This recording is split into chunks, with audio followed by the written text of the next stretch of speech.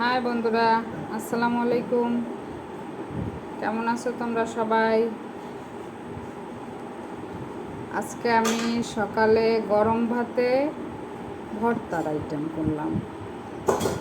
কি কি ভর্তা করলাম তোমাদের দেখাই। এটা হচ্ছে লাউয়ের ছোলা ভর্তা চিংড়া মাছ দিয়ে।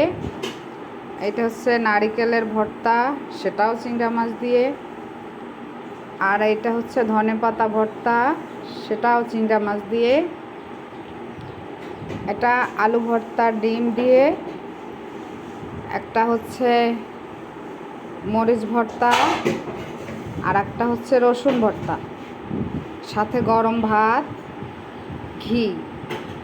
ঘি তো আছেই, আমাদের নিজের হাতের তৈরি ঘি,